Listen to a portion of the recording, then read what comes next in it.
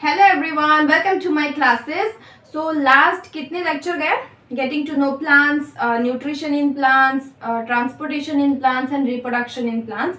आई hope आप सबको समझ में आया है। ठीक है, सो नेक्स्ट एक चैप्टर है, ये भी क्लास 7 का एक चैप्टर है, that is forest our life line. ये स्टार्ट करते हैं। ठीक है, इस चैप्टर में वैसे कुछ खास है नहीं, उतना समझने लायक कुछ है नहीं, जस्ट एक जनरल नॉलेज के लिए है। ठीक है, तो general knowledge is important, right? So let's start. ठीक है, देखो तुम लोग कमेंट नहीं करते हो। ठीक है, जो भी स्टूडेंट्स देख रहे हो प्लीज कमेंट करो। ठीक है, अगर इससे कुछ भी फायदा हो रहा है तो वो भी बोलो ना। अरे बोल दो ना यार, मैं मोटिवेट हो जाऊंगी ना। ठीक है, चलो स्टार्ट करते हैं। Forest our life line. ठीक है, फॉरेस्ट को हमारा लाइफ लाइन क्यों बोला जाता है? क्यों? Forest is our lifeline because this is the natural habitat for other animals. Forest is the green lungs and water purifier in nature. ये चैप्टर थोड़ा सा थ्योरी टाइप के, इसमें ज़्यादा लॉजिक या कॉन्सेप्ट नहीं है। ठीक है, फॉरेस्ट जो है, जंगल, वो बहुत सारे एनिमल्स के लिए हैबिटेट है, राइट? हैबिटेट क्या है कि हम जिस एरिया में रहते हैं, हम जहाँ पे हमारा जो फेवरेबल कंडीशन है वही हमारा हैबिटेट है।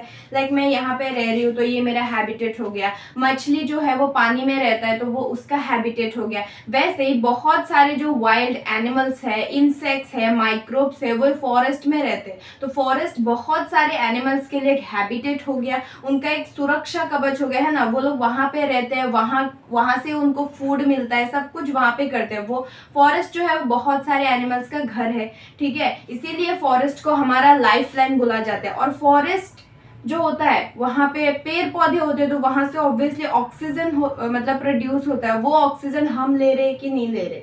ठीक है, तो डायरेक्टली जो फॉरेस्ट है, जो प्लांट्स है, वो सारे एनिमल्स के ऊपर इफेक्ट दे रहा है ना। सारे एनिमल्स जो है वो डायरेक्टली इनडायरेक्टली प्लांट्स के ऊपर ही डिपेंडेंट है। ठीक है, अब देखो, forest is the green lungs and water purifier in nature. ठीक है, ग्रीन लंग्स क्यों बोला जाता है? क्योंकि जो फॉरेस्ट है वहां से ऑक्सीजन प्रोड्यूस होता है। वो ऑक्सीजन जो है वो हम मतलब एनिमल्स इंक्लूडिंग ह्यूमंस, हम भी तो एनिमल्स है ना, एनिमल्स उसको इनहेल करते हैं और एनिमल्स कार्बन डाइऑक्साइड छोड़ते हैं। वो कार्बन डाइऑक्साइड क्या करते हैं? प्लांट्स लेते हैं। तो ऐसे कार्बन डाइऑक्साइड और ऑक्सीजन गैस का जो एक्सचेंज है वो प्लांट्स और एनिमल्स के बीच में होता रहता है, इसीलिए इसको क्या बोला जाता है? ग्रीन लंग्स बोला जाता है। ठीक है, और वाटर प्यूरिफायर बोला जाता है, ये हम लेटर ऑन पढ़ेंगे, मतलब थोड़ी देर बाद ही पढ़ेंगे। ठीक है, तो समझ में आ गया फॉरेस्ट क्या होता है, बहुत सारे एनिमल्स का क्या होता है, वो नेचुरल हैबिटेट होता है। And forest is important obviously, ठीक है, सबको पता है।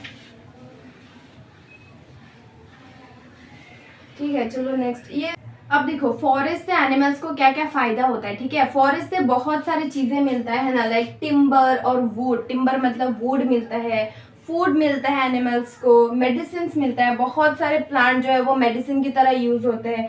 हैबिटेट है एनिमल्स का, गम मिलता है, सीलिंग वैक्स, बहुत सारी चीजें हैं जो हमें फॉरेस्ट से मतलब प्लांट से मिलता है। ऐसा नहीं है कि प्लांट्स को फायदा नहीं होता है। एनिमल जो कार्बन डाइऑक्साइड छोड़ रहे हैं वो क्या बोलते हैं, प्लांट्स ले रहे हैं। कुछ माइक्रोब्स होता है जो डिकम्पोजर की तरह काम करता है, ये पढ़ेंगे थोड़ी देर बाद। तो प्लांट्स और एनिमल्स एक दूसरे के ऊपर डिपेंडेंट है। ठीक है, फॉरेस्ट में जो भी एनिमल्स रहते हैं या जो भी रहते हैं वो सब एक दूसरे के ऊपर डिपेंडेंट होते हैं। ठीक है, सो ये कुछ फॉरेस्ट प्रोडक्ट्स है जो हमें मिलते हैं, मतलब अभी के लिए, मतलब क्लास 6 के लिए इतना नॉलेज। ठीक है, अब देखो कुछ वर्ड्स यहाँ पे दिया हुआ है, ये है क्या? ठीक है, एक है क्राउन, एक है कैनोपी और एक है अंडर स्टोरीज। ये सब होता क्या है? क्राउन क्या होता है? ठीक है, फॉर एग्जाम्पल वेट, चैप्टर इतना इंटरेस्टिंग नहीं है, मजा नहीं आ रहा।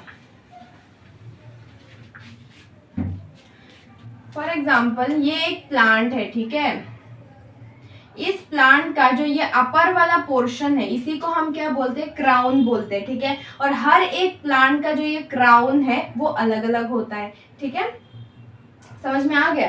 कैनोपी क्या होता है? हाँ, देखो मान लो ये एक बड़ा सा पेड़ है और यहाँ पे एक छोटा सा पेड़ है, ठीक है। तो ये जो बड़ा सा पेड़ है, इस पेड़ का जो एक ब्रांच है, वो ब्रांच इस छोटा सा पेड़ के लिए रूफ की तरह काम करेगा। तो इसी को हम लोग क्या बोलते हैं, कैनोपी बोलता है। एक बड़ा सा टॉल सा ट्री है और एक छोटा सा ट्री है, तो बड़ा प्लांट का जो एक ब्रांच है वो छोटे प्लांट के लिए रूफ की तरह काम करेगा कि नहीं, इसी को कैनोपी बोलते हैं। लाइक फॉरेस्ट में देखना, नीचे जो होता है वो नीचे का जो लेयर होता है, ठीक है। फॉरेस्ट में दो लेयर होता है, एक होता है लोअर लेयर जहाँ पे herb, shrubs, grasses, creepers, climbers ये सब होता है, और अपर जो लेयर होता है वहाँ बड़े बड़े मतलब ट्रीज होते हैं, ठीक है। तो वो जो ट्रीज का ब्रांचेस है वो हर्ब, श्रब के लिए रूफ की तरह काम करेगा कि नहीं, तो इसी को हम क्या बोलते हैं, कैनोपी बोलते हैं। इसका एक डिसएडवांटेज है, राइट। देखो, जो बड़ा बड़ा पेड़ होता है उसके जो ब्रांचेस होते हैं वो भी ठीक होते हैं और वो एक दूसरे के साथ एकदम लगे रहते हैं, तो सनलाइट जो है वो फॉरेस्ट के अंदर नहीं जा सकता। तो फॉरेस्ट के अंदर अगर सनलाइट नहीं जाएगा तो छोटे छोटे जो प्लांट है उनके लिए नुकसान है कि नहीं, क्योंकि सनलाइट नहीं मिलेगा तो वो लोग फोटोसिंथेसिस नहीं कर सकते, फूड प्रोडक्शन नहीं कर सकते। एकदम जंगल के अंदर अंधेरा होता है ना, क्योंकि वहां पे सनलाइट नहीं जा सकता। तो ये एक डिसएडवांटेज है कैनोपी होने का, ठीक है। बाकी जो पानी वानी से बचाता है, लेकिन sunlight is important, right.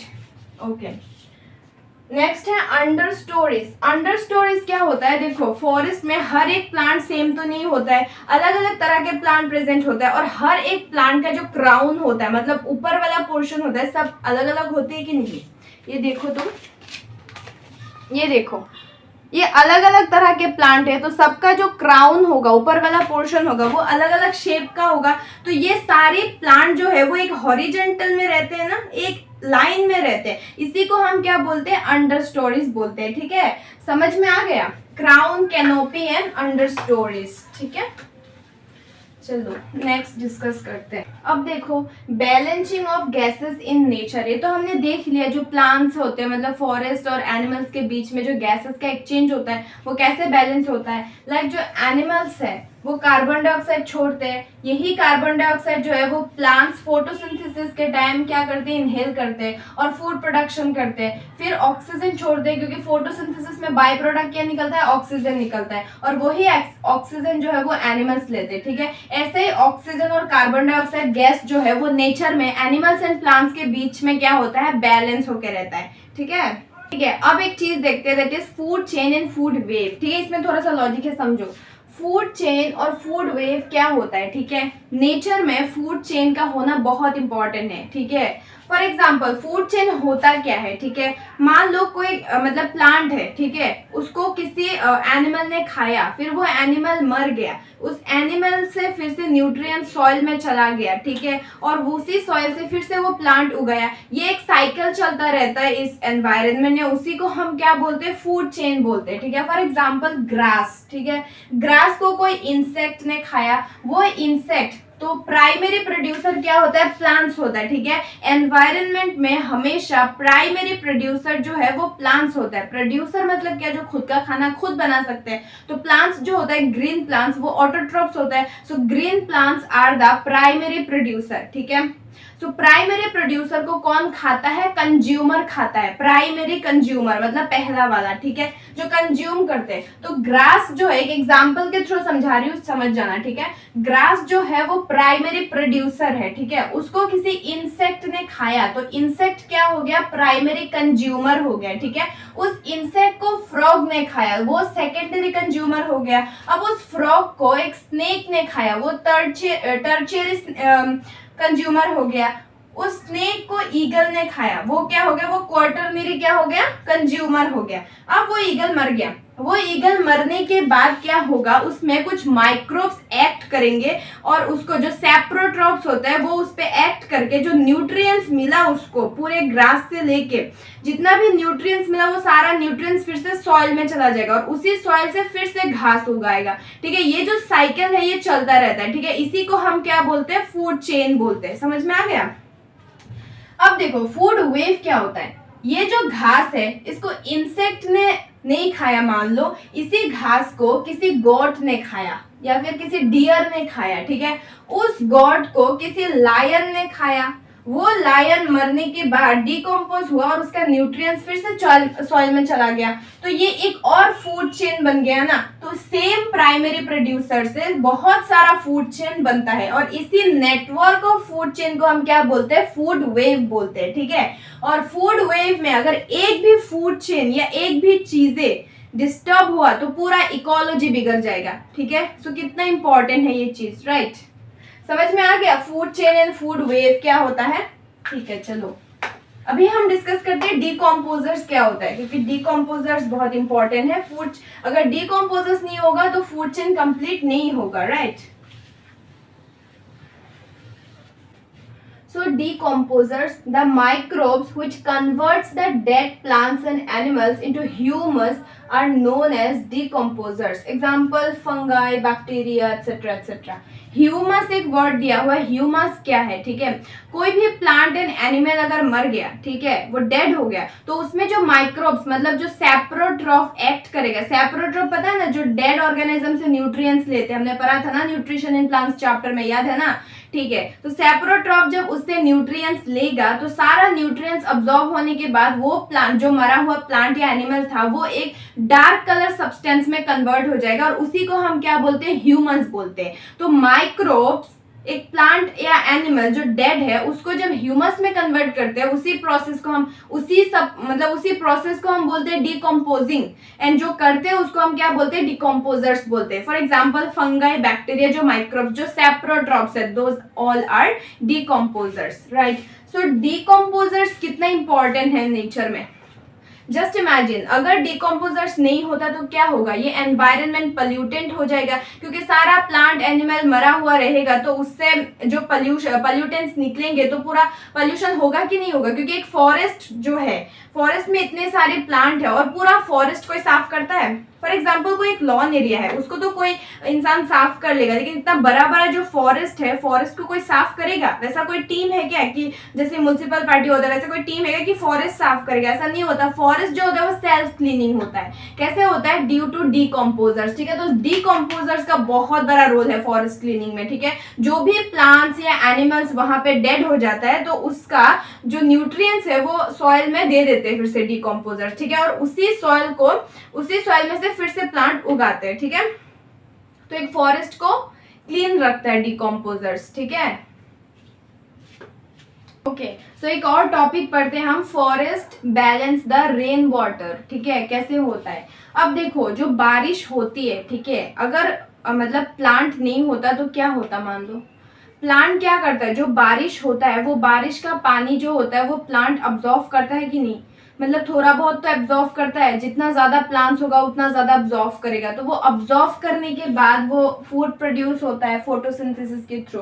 Food production के बाद हमको पता है कि प्लांट में ट्रांसपिरेशन होता है, 24 आवर्स जो है वो लीव से इवापोरेशन होता रहता है, ठीक है। तो यही इवापोरेशन जो प्लांट रेन हुआ, वो रेन का पानी प्लांट ने अब्जॉर्व किया, करके फोटोसिंथेसिस किया। फोटोसिंथेसिस करने के बाद फिर जो एक्सेस वाटर बच जाता है उसी को इवापोरेट कर देते हैं, ठीक है, एटमॉस्फेयर में। उसी को हम ट्रांसपिरेशन बोलते हैं। वो जो इवापोरेट होके जाता है पानी, वो जाके आसमान में क्लाउड बनाता है और उसी क्लाउड से फिर से पानी मतलब रेन होता है। यही तो साइकिल चलता रहता है ना। तो अगर प्लांट नहीं होता तो क्या होता? जो बारिश का पानी है वो लेक, ओशन, सी, इन सब में जमा होके फिर वहां पे ओवरफ्लो हो जाता और फिर फ्लड आ जाता, ठीक है। तो वो फ्लड को कंट्रोल कर रहा है कि नहीं?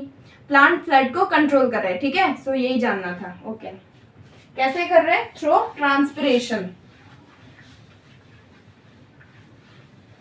अब देखो last topic, that is deforestation, ठीक है। ये इंक में इसके अंदर दे नहीं पाई। डिफॉरेस्टेशन, इसको खोलना पड़ेगा अच्छे से। डिफॉरेस्टेशन का मतलब क्या है? मान लो, मतलब इमेजिन करो, डी मतलब यहाँ पे नो बोल रहा है, फॉरेस्टेशन तो पता है मतलब फॉरेस्ट नहीं होना, मतलब प्लांट्स कम हो जाना, ठीक है। अब डिफॉरेस्टेशन अगर हो गया, लाइक जो अभी हो रहा है, ठीक है, बहुत सारे प्लांट्स को काटा जा रहा है, फॉरेस्ट डिस्ट्रॉय किया जा रहा है ड्यू टू पॉपुलेशन, है ना। तो डिफॉरेस्टेशन से क्या क्या हो सकता है दुनिया में? पहली बात, कार्बन डाइऑक्साइड का अमाउंट बढ़ जाएगा, ठीक है। कार्बन डाइऑक्साइड अगर बढ़ जाएगा, प्लांट नहीं होगा तो लोग जो कार्बन डाइऑक्साइड मतलब एनिमल्स जो कार्बन डाइऑक्साइड एक्सेल करे उसको ऑब्जॉर्व कौन करेगा अगर प्लांट ही नहीं होगा, है ना, फोटोसिंथेसिस नहीं होगा। तो कार्बन डाइऑक्साइड इंक्रीज होके जो टेम्परेचर है अर्थ का वो बढ़ जाएगा and it causes global warming, ठीक है, वेरी बैडली। उसके बाद क्या होगा, सॉइल इरोजन होगा, फ्लड आएगा, है कि नहीं। सॉइल इरोजन क्यों होगा, क्योंकि जो रूट है वो सॉइल को एनकरेज करके रखता है, तो प्लांट ही नहीं होगा तो सॉइल ऑब्वियसली, समझ रहे हो ना।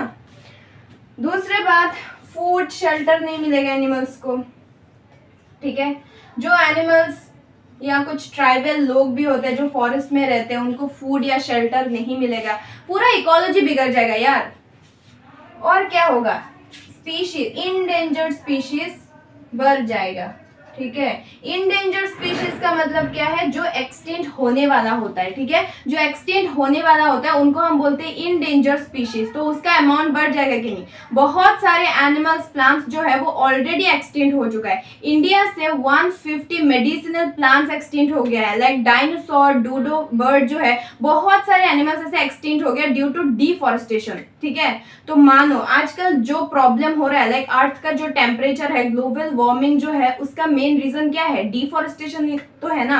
एक तो पॉपुलेशन बढ़ रहा है जिसकी वजह से ये प्लांट काटा जा रहा है, और डिफॉरेस्टेशन हो रहा है और ग्लोबल वार्मिंग बढ़ रहा है। हर इकोलॉजी का जो भी प्रॉब्लम है सबका एक ही रीजन है, दैट इज डिफॉरेस्टेशन। तो हमें हमारे फॉरेस्ट को कंजर्व, देखो इस चैप्टर में ज्यादा कुछ मतलब ऐसा बॉटनी टाइप लॉजिक वाला कुछ चीज है नहीं, एक जनरल नॉलेज का चैप्टर दिया हुआ है, दैट इज फॉरेस्ट। फॉरेस्ट का इंपॉर्टेंस क्या है, फॉरेस्ट में कैसे क्या होता है, वो एक नेचुरल हैबिटेट की तरह कैसे काम करते हैं, नेचर में फूड चेन कैसे चलता है, वो हमने देखा है ना। और फॉरेस्ट अगर गायब हो गया, अगर डिफॉरेस्टेशन हो गया तो कितना ज्यादा प्रॉब्लम हो सकता है वो हमने देखा है, जो अभी भी हो रहा है। तो ये हमारी रिस्पॉन्सिबिलिटी है ना, कि हम डिफॉरेस्टेशन ना होने दे, पॉपुलेशन कम करे, like birth control method use करे, या फिर जो भी प्लांट काटा जा रहा है वो हम ऐसा ना करें, ठीक है। हम प्लांट को ग्रोथ करें, हम लोगों को अवेयर करें, है ना, this is our responsibility. And हम अगर ये सब जान के अगर नहीं करेंगे तो हमें पढ़ने का फायदा क्या हुआ, ठीक है। तो अपने आसपास के लोगों को अवेयर करो, ठीक है। सो आज का लेक्चर इतना तक ही था। नेक्स्ट जो क्लास 8 का चैप्टर है दैट इज माइक्रोब्स, वो हम स्टार्ट करेंगे, ठीक है। सो बाय बाय।